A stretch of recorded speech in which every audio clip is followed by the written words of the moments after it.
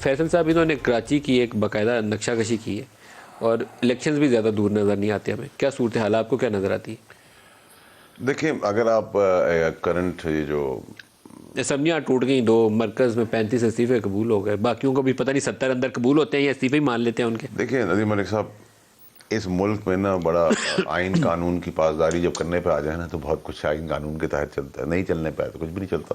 Election کب نظر آتے ہیں آپ کو؟ سر مجھے تو میں امید کرتا ہوں ٹائم پہ ہو جائے، لیکن کبھی کبھار مجھے لگتا ہے کہ ٹائم پہ نہیں ہوں گے. میں آپ کو اکتوبر میں بھی نظر نہیں آتے؟ حالات کے ساتھ مجھے دیکھیں سر، جب آپ پھر کیا ہوگا؟ کوئی اس کا طریقہ نہیں دیکھیں آگے ندیم جانے؟ ملک صاحب، پولرائز جب آپ کر دیں نا، جب چارے طرف آگ لگ جائے، ایک دوسرے کو گالی دینا شروع، عدم برداشت ختم ہو جائے، میں آپ کی بات سننے کو تیار نہیں ہوں، آپ مجھے گالی دینے کو تیار ہیں، میں آپ کو گالی دینے کو تیار ہوں. جب پولرائز ہو جائے نا معاشرہ سر، ماں بہن کی عزت بیچ میں نہ رہے، سیاستدان سیاست کریں تو ایک دوسرے کے گھروں میں گھس جائیں، تو سر پھر وہ معاشرہ تباہ ہو جاتا ہے، معاشرہ تباہ ہوتا ہے، ملک تباہ ہو جاتا ہے. ہم تباہی کی طرف جا چکے ہیں. اب اس تباہی سے ہم نے ریٹریو کیسے کرنا ہے، ہمیں اپنے آپ کو واپس اپنے اسپاٹ پہ کیسے واپس لانا ہے، یہ تو بڑے لیڈروں کا کام ہے. لیکن میں پھر آپ سے یہ کہوں گا کہ دیکھیں، ہمیں ایک اچھا لیڈر ملا، چانڈوی صاحب اختلاف کرتے ہیں، عمران خان صاحب ایک اچھی شخصیت ملی ہمیں، لیکن عمران خان صاحب کے ارد گرد کے لوگوں نے ان کو کہاں لا کے کھڑا کیا. نااہلی سر پہ کھڑی ہوئی ہے. الیکشن آپ کو میں لکھ کے دے سکتا ہوں، اگر عمران خان صاحب نے اپنے ارد گرد کے لوگوں کو فارغ نہیں کیا، عمران خان صاحب کی پاپولرٹی آسمان پہ وہ الیکشن ہار جائیں گے، کراچی کی طرح، سندھ کی طرح. بکاز پرابلم یہ ہے کہ عمران خان صاحب کی اچھائی سے باقی لوگ تو اچھے نہیں ہیں. پارٹی کے اندر بہت قابل، بہت اچھے لوگ ہیں.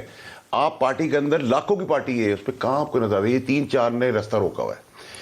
ایک آدمی کیا بدلا لیا ہے نا پنجاب میں، پرویز الہی صاحب کو لیا، اگلا وزیر اعلیٰ بنائیں گے ان کو. دیکھیں سر، یہ بھی میں آپ کو ابھی رائٹنگ میں دے سکتا ہوں کہ پرویز الہی صاحب پی ٹی آئی کے کبھی بھی سی ایم کا کینڈیڈیٹ نہیں ہو سکتا. ارے وہ کیوں؟ خبر چلاؤ جناب اس سے.